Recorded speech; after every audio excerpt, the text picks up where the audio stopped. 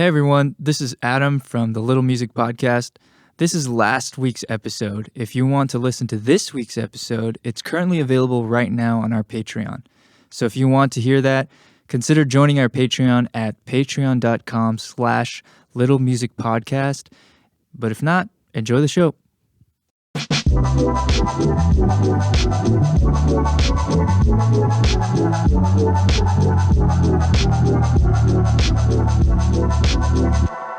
Welcome to the Little Music Podcast, a podcast made by independent artists who kind of know what they're doing, for independent artists who kind of don't know what they're doing. I'm your host, Adam, from Keep It Inside.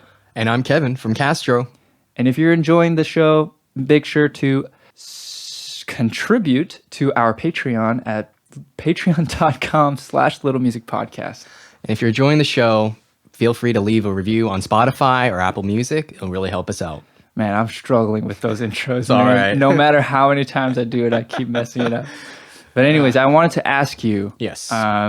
who is an artist that you've become friends with through the scene?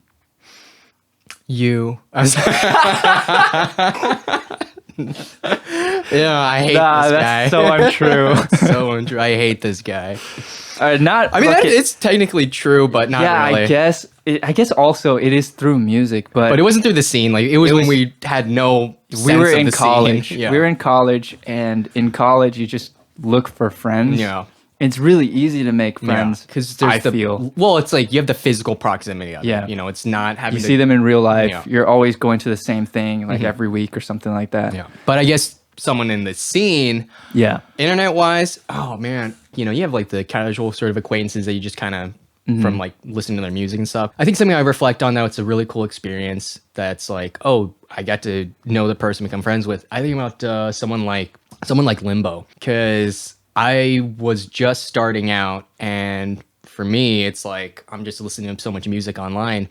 I think I found her song through Airplane Mode. I think as most people, I think it was around the time she had just like released it or something. You know, of course I was like already like hooked on it, because that was when I was still on like the lo-fi sort of scene and that sort of sound. And then hearing her music, I was like, oh wow, this is really cool. But what really was fun about the experience was people often just hear Airplane Mode and they just think, oh, she's a vocalist, someone produced that for her. But I was like realizing that she produced the entire thing. Yeah. And then also she had such a wide catalog beforehand. And what I love doing is just diving through SoundCloud. I'm finding like all the beats that she's made, and I'm blown away. I'm like, she's such a good musician. And I just remember liking every song that she was making. I was like leaving comments just like, whoa, this is really cool. And I was like making mentions, like, because she had talked about that a couple times, you know, in like comments, because people were like, oh, who produced this? And she'd be like, it's me. Like, this isn't anyone else. You know, I'm not, I would say that it was produced by someone, but I'm doing this whole thing. And diving through, I'm like, yeah, she has such a great sound. And then through that, she just like message was, hey, thanks for like, so it's really cool. I like noticed that you're like leaving all these comments, and I appreciate that you noticed that I'm doing the production, because people don't notice that. And I think that's what started it. So this was all through SoundCloud? Yeah. So you went through her SoundCloud and commented, and she messaged you? I can't remember. It's because this is like back in like 2017. 17-ish, right? So this is quite a while ago, almost like 6 years ago now. Dang. I know,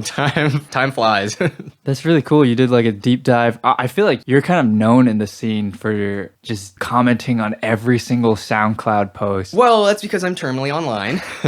That's kind of what happens. Well, it's just because I love listening to music and a lot of music. And it's like, I don't know, I genuinely always thought of myself as a fan first, you know, before. It's the SoundCloud scene and listening to underground music that inspired me to become a musician. Right. Yeah, that's like kind of that thing there. It's been really cool because, you know, once she started doing shows, it was just so cool to like meet her in person. She's a really awesome person. And it's just like, and she became like a fan of my own music, and it's just kind of cool to just kind of see this back and forth that we've had that just started from just a genuine interest in each other's music. Because I think like a lot of people could just see the surface of like, oh, I listen to their music, but it's like there's more to just them as a singer, because I think she was being boxed into that, you know, where it's like, wow, she actually had a great discography. Yeah, you know? I think I kind of fell into that. I didn't know that Limbo produced her own stuff. Generally, when I see people who are vocalists, I just imagine them as just vocalists, even though I do both sides too. And I think I saw one of her songs. I don't think it's the worst assumption, you know? Yeah, one of her songs, was produced by someone else. She has a couple of those too, so it's not. So you know, I just from there I just kind of assumed that everything else was made by somebody else. Yeah, when you broke that barrier for me of like, have you listened to her other stuff? I deep dived onto everything, and then I was just so amazed at the level of creativity and production that comes out of Limbo's brain. Well, I just loved how her music. It's so cliche to say like unique sound, but it's like it's rare to find production that sounds so like just that person. You know what I mean? Like it's rare to be all like, whoa, who else could this sound like except that person? You know, because it's easy to see someone who's like, oh, I know what they're being influenced by, which is not a bad thing. But when you find an artist that like really sounds like themselves, it's kind of amazing and it's always a mind-blowing experience. Who have you kind of like met through the scene? Is there anything parallel to that? Well, I did meet Limbo through you. So That is true. so I only got to work with her because of that. Just like you told me, I remember you're like, oh, I showed Limbo our song, or she heard it, and she said that she's she a huge really fan liked of it. That She really liked it. top moment that I always remember. What was the project? The Stay With Me Yep. project. Good memories with that. And then immediately I was like, oh, I must take advantage of this moment. She knows I exist. Yeah. And so I sent her a DM where I was like, hey, thanks for being a fan. I was like, I heard of you through Castro. And I was like, I just wanted to show you. I'm working on a project right now. And I just wanted to show it to you, see if you're interested. And I sent her a demo. I just sent it all in one message, just everything. I just put everything out there. And I was like, if not, it's like, that's totally fine. And then she listened to it and she's like, oh, I love this. It's like, let me hop on. And then from there, I was like, wow, what an amazing opportunity that I didn't think would ever like go through, but I took a chance. And then from then on, I just started developing the relationship after, just going back and forth of like checking in, hi, how are you doing? Like all that stuff. But one of my favorite connections in the music industry for sure. But for me personally, I think one that sticks out to me is my relationship with Zamir. It's not a tight one. It's not like, oh, we're buddies now, but I respect him and what he's doing, and I feel that he has the same for me. Of course, I can never confirm it. But like, God, I hate that guy. We met, I think similarly, I've heard his stuff on SoundCloud. Just kind of kept it in the back of my head. Probably pre-Zamir, like before he went Pre-Zamir, I didn't want name, right? I didn't want to. Don't want to voice the previous name because I don't know if he'd be comfortable with that. But when he wasn't Zamir at the time, I joined a collective, which is, I would suggest don't do it. It's pointless unless there is a real reason behind it and a driving force behind it. If not, don't do it. I think that was the era of everyone was Everybody's joining collectives. No, everyone was joining collectives because that felt like the right thing to do. I mean, there was a time where I thought I needed to join one, but it's good in the sense that you get to meet people if that's the space for it. But if it's something like a conglomerate, you don't have an opportunity to meet the other artists. It just kind of feels becomes like so impersonal. Like, oh, you're giving away your songs to someone else, which I started to hate. So I started giving my worst songs to them, and then that's not helpful at all. I mean, I think about the people, the artists, where there was that era where everyone was just almost collecting collectives. You click on their like info, and then it's just you see everyone is just part of the same like interconnected collective. There was like Dream Easy. There was we'll say these aren't bad collectives. Yeah, it was just not necessarily bad, yeah. but like the big ones that were everybody was like, oh, we need to make something like that. I was a part of two. The first one that was the one that I joined, and also Zamir is that where you joined. met Zamir? Oh, cool. Yeah, and so we were a part of that collective. We never made anything together, but we were just in there, and I knew his music, and he knew my music. So we were just like doing whatever and just being in proxy with each other and seeing each other grow like in our own respective ways kind of made me feel closer to him. Because there was a time when he like, it was uncalled for, of course, but it was around his birthday or something, and he had a really bad mic, or he didn't have a mic at the time. So I mailed him my Snowball mic. I was like, dude, oh, wow. I'm not using this anymore. It's like, this will probably be better than whatever you're using. And then he got it and he's like, oh, I just got another mic.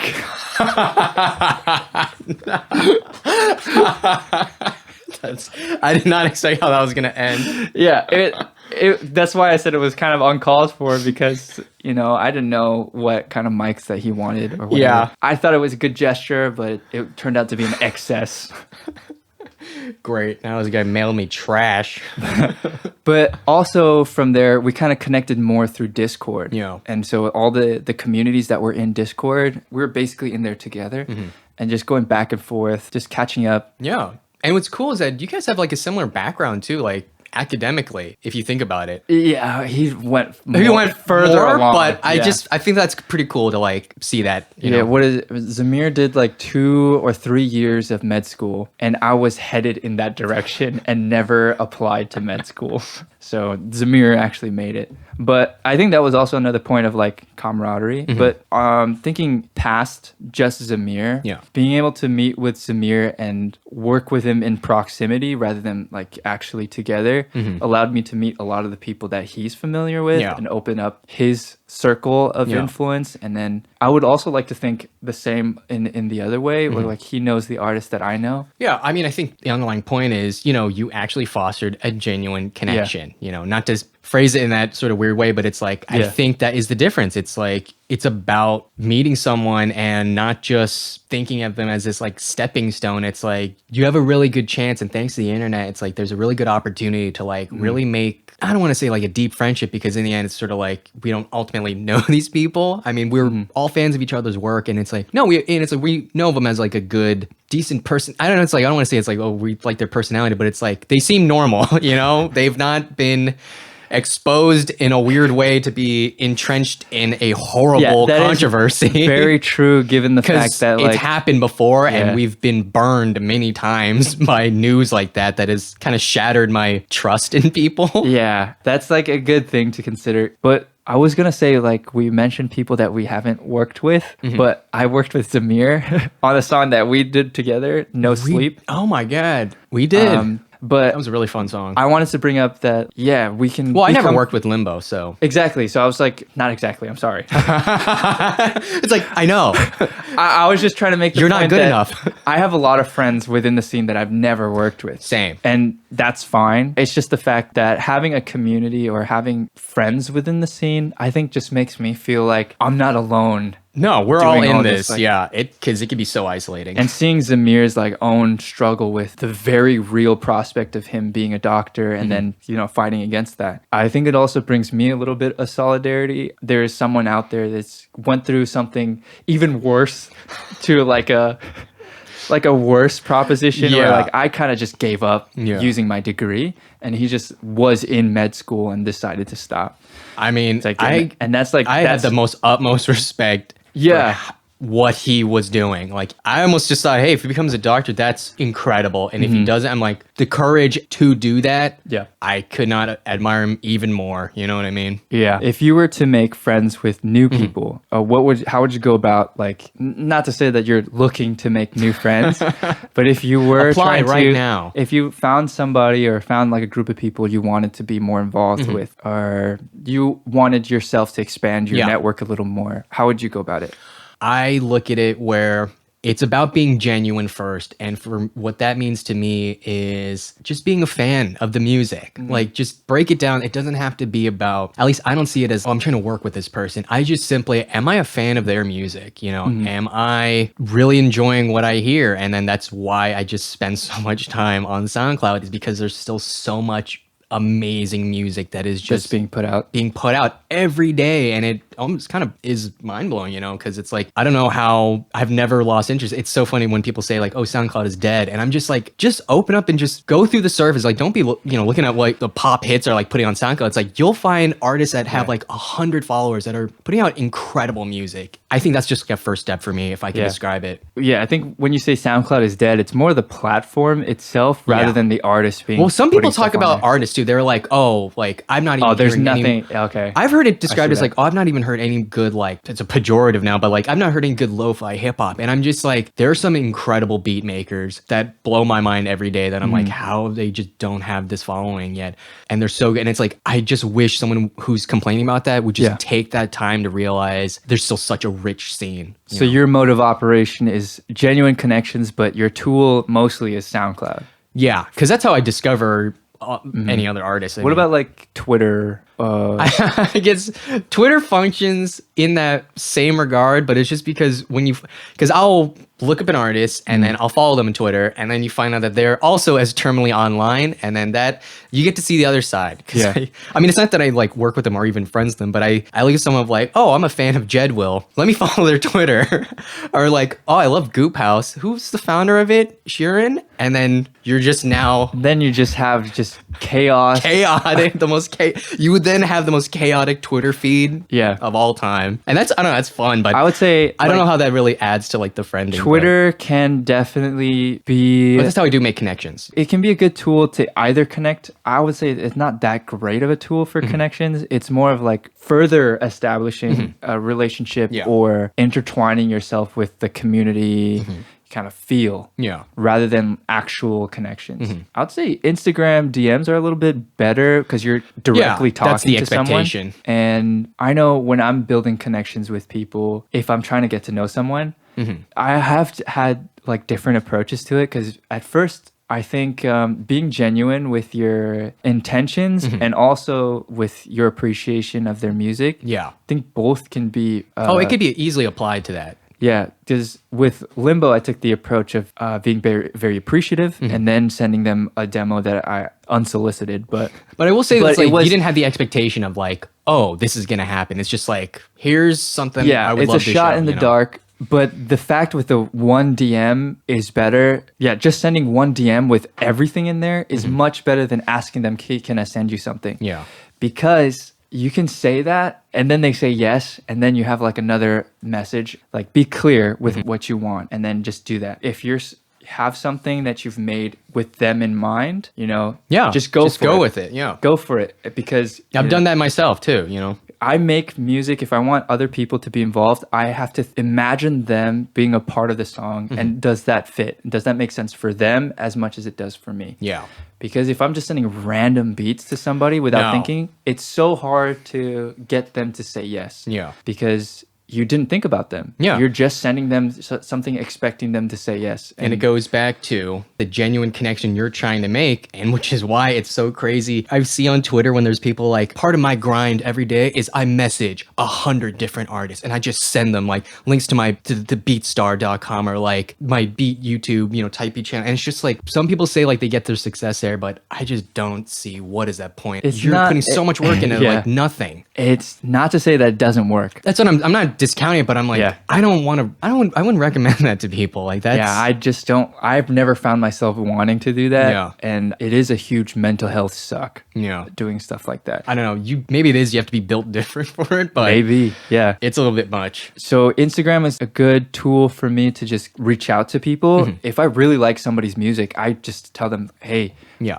what you did, what I saw on TikTok, your content is amazing. And I hope you know I'm a fan. I think I just want to establish the fact that I'm a fan of them. Yeah. And then when I have something that's like worth bringing Yeah. up, then that's when I bring it up.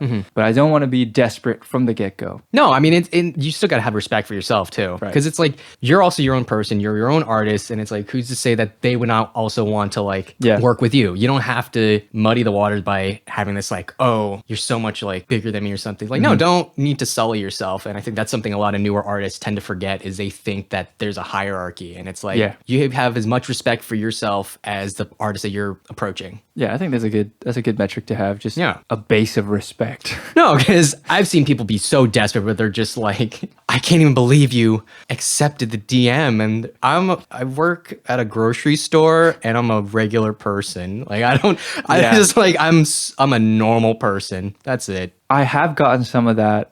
Like if I ignore you, if people send me stuff, I ignore them, then that's that.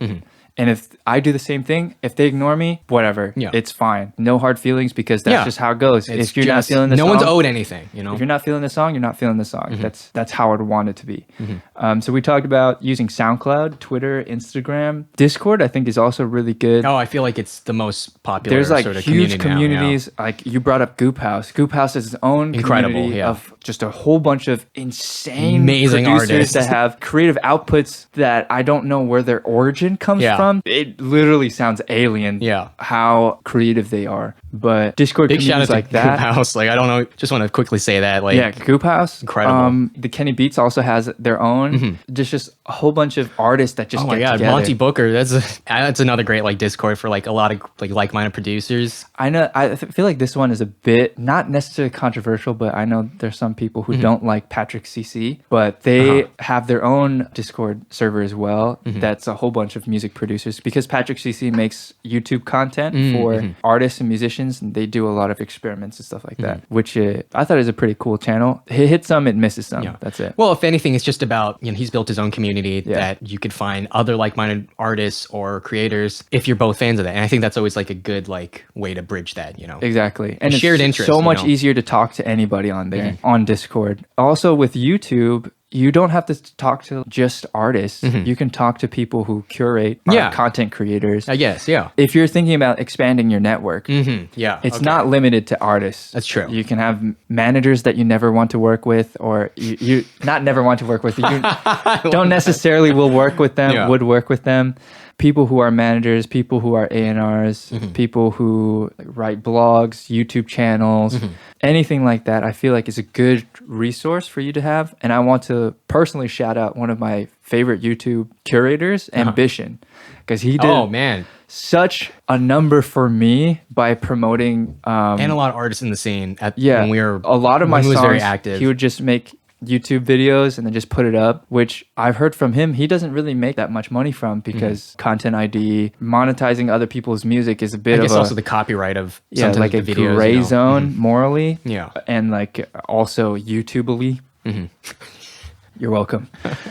But allowing people to use your content on YouTube, especially with people that you meet along the way, like YouTube creators, YouTube content curators, I think is also a good way to expand that network. Ambition is also, I met him, not met him, but I've talked to him outside of, working. But yeah, just having just genuine friendships, it goes a very long way. Yeah.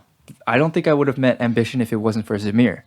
So no kidding. Yeah. So, really? It's like going through a lot of these different routes that we're all in the same business. Why not help each other? Yeah. Why not be cordial with one another? And I feel like that just practicing what you would do in real life with real people to garner friends. Yeah, it doesn't have to just be that apply different. that with people who you would want to build music together with or not. And I think that also speaks to, build with people that are on your level too. Yeah. You know what I mean? It doesn't have to, I think the mindset that a lot of newer artists get into is I have to keep going for this bigger fish or something. Right. It's again, you're just using someone as a stepping stone to get bigger when it's there are so many great artists that are around your level, even lower, that you've just not taken the time to listen. And it's that's what I always stress to people who kind of asking me oh, how do you navigate through the scene? And it's just I don't know, be a genuine person who enjoys music. Because there's some people who go in thinking that I need to grind and do what LLC Twitter told me about making 100 emails every day. And it's that works, I guess, but I don't know what I feel like you're sacrificing something internally. Yeah. I did have a question. Since we're still on the topic of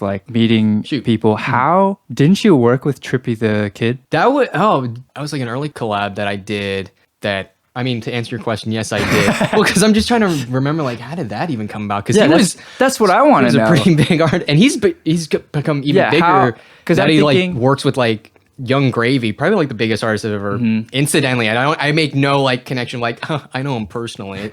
No, but I'm just oh my god, he was definitely one of the bigger artists that I've Yeah, I just wanted to know with. If there's anything that I could apply to myself or listeners might have to apply, how would they go about getting placement? Working with larger artists. I'm not in the zone anymore for work for doing large placements. However, at the time when I was still producing a lot of hip hop beats to send to artists, I think first step for me was one, being a genuine fan. He was a part of Midnight Society, and I was such a huge fan of that collective. That was with The Virus and the Antidote. Virus and Antidote being a producer, along with rappers like Kamiyata. Trippy the Kid was a part of it, and I was just such a big fan of their work. And I remember first of all, I was just making a beat, and I was I had them in mind. I was they got such a crazy flow. They're so good at rapping. Trippy the Kid just has 500 songs. He also is prolific in his output. He's got 300, 400 songs. And also, fun fact, I think he was one of the first features with the Suicide Boys. Just kind of crazy to think about like how he got his start, and now he's like working with like Baby No Money and like Young Gravy and like doing like nationwide tours and stuff. So, but you know, being a genuine fan and you know, kind of making a beat with him in mind, and just you know, his email was listed there, and I was like, You hey, just sent him a straight up email? I guess so, yeah. You know, I found his email in the sidebar of his like SoundCloud. It's already, you know, a fan of his work, and I was like, I knew that I wasn't just shooting in the dark with like, oh, here's like a random beat pack. I know some people do that, and that works for them, but for So me, you had a yeah. beat pack, so that means you had like multiple beats that he could possibly use. Well, I think I sent like 2, but I was just mainly referring to the fact like some people would just throw like random beat packs to what they think that artist could hop on, but I was like, no, I want to like properly curate this. So the email attached 2 beats, and then No, what did I you mean, write? I would be writing. I was like writing like, hey, you know, it's like been a big fan. It's like I've been a big follower of like Minute Society. You know, it's like I've loved. Sorry, we're getting interrupted by my dog, who's like constantly whining to get in. I was like, is my stomach growling? Hold on. Oh no! All right, Can you let him in? Sure. Come.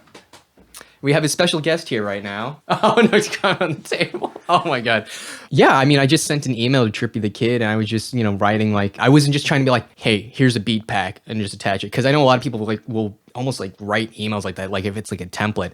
But no, just writing a message that is, you want to work with them because you're intimately aware of what their body of work is, you know, their sound. You're not just sending them like, you know, I wouldn't be sending Trippy the Kid like a lo-fi beat and be like, I think you'll really be good on this. It's like, no, it's like, I know what their sound is, and I think what I'm bringing to the table will complement it. And if it doesn't work out, it just doesn't work out, and that's totally fine. Just coming in with honest intentions, I think, Yeah. is just goes such a long way. And with Yeah. knowing what the artist, with having them in mind, you know. I think I sent a similar message to Limbo. I'm just thinking back on it because I wanted Limbo to like the song. And like, of course, that if you want someone on it, you want them to like the song. Yeah. So I listened to like her entire catalog to see like, okay, what is it that she likes? This is before AI. You're just like, I will now consume and data mine everything. I listened to everything and then kind of modeled the song. If you listen closely to How to Live featuring Limbo, the progression that Giving I away the use secrets right now. is similar to Airplane Mode. No kidding. And I used like I told Limbo Okay. this already. But it's like I modeled it off She of messages, take me off of that song now. I took a lot of inspiration from the songs that she's made so that when I make my song and then kind of deliver it my own way, Yeah. it won't be as jarring to be like, oh, hop on this, This chill random pop thing. song, which this doesn't sound anything like Yeah. your others. It would be harder for them to come in if you gave me like a rage beat. I wouldn't know where to start. I would love to hear Keep It Inside on a rage beat now. So you vocalizing that because brought back what I did, and What you had to my do. successful message was, Yeah. catering the beat that you want them to use to them. Yeah. That's not to say that you couldn't give something like random to someone. Like, it depends on the artist. Yeah. And that is something That's that, kind of like you know, sending the 100 emails Yeah. an hour or something. If you're going to be sending the random beat to like a whole bunch of people, you know, of course, you're using a shotgun method. It's like, yeah. oh, You're someone gonna will get stick. some like hook, you know. But if you're trying to get someone specific and they are gracious enough to take a listen to the song, you want the song to be something that means something to them. Yeah. Or else it's just like, okay, I just received an audio, and I've received an MP2 file before, but that was a crazy experience. I'm sorry for just throwing that in there, but They like, went proto on you. someone just sends me something random, I'm gonna treat it as spam. MP2 file. I'm amazed that didn't just get I caught by the was- junk filter. This is a virus. It was the most Oh my god. Where did he come from?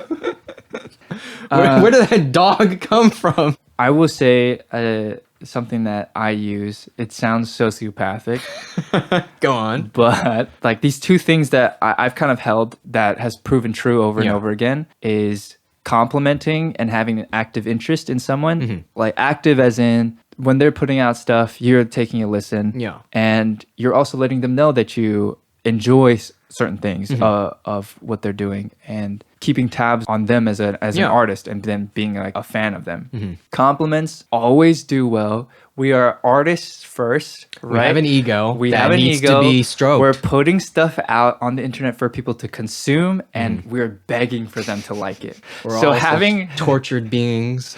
so having someone like compliment you in a genuine way. That's crazy because I don't feel that way. I'm sorry.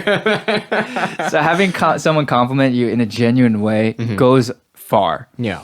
That's the first thing. The second thing is I don't have a second thing. I think that was I had 2 bullet points on here and I thought there were 2 separate things, but I think generally compliments will get you there. And the point of you engaging with their content and sending them personal messages, but also, to an extent, I don't want anybody Oh to God, be like, yeah. Don't think that. when they post on Instagram, you're commenting like, oh, Yeah. this is fire, or posting on TikTok, engaging with their TikTok. Yeah. That helps them. Engaging with their content online allows their posts to do better Yeah. and allows them to also notice that you are consistently being a fan of their stuff. Well, you describe it as like this kind of like sterile sort of like look at like human interaction, but it's like, I mean, when you break it down, it may come off like that, but it's like, think about what would be the opposite of that. You're passively consuming them. You're only sending a comment like once, and then out of nowhere, you're just like, let's work. And it's like, who Yeah. are you? How will you, how will they know How do you if build you never tell any, them? yeah, it's like, how are you even building that correspondence? So it's like, you don't even know who they are, or like, you've not Yeah. listened to their catalog. Like, you have no idea who this person is, in terms of in the span of that you're trying to like work with them, Yeah. I say it's sociopathic because you can use these same tips. Yeah, if you're trying to manipulate people. Yeah, exactly. You're like, if you're trying to you're get finally understanding the point. Yes, thank you. If you're not genuinely a fan, but you want people to, if you want to use their audience, I'm giving you the blueprint, guys. I'm just saying, you gaslight yourself Yeah. into actually being their fan. Wow.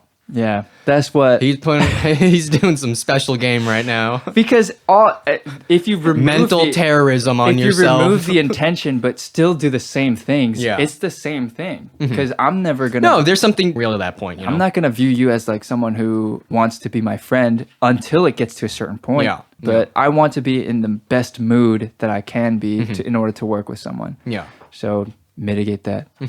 I think that's good for this week's episode. Yeah. Pretty solid. Kind of hash out everything. So- I've learned how to manipulate people. Thank you. Yes, that is exactly what we're trying to That go was the for. point. All right. No. If you want to follow us on our social media, you could do so at YouTube, TikTok, and Instagram at Little Music Podcast, and on Twitter at Little Music Pod. And if you'd like to be a contributor and supporter of the show, you can join our Patreon at patreon.com/littlemusicpodcast. You'll be able to get the episodes 2 weeks in advance. We want to put more bonus content. Like, we really want to make this a fun, like more comprehensive experience about what this show is about. If you want to follow me personally on Twitter, it's at Keep It Inside 2. And if you want to follow me on online socials, it's Castro. Thank you for listening. Thank you. Bye.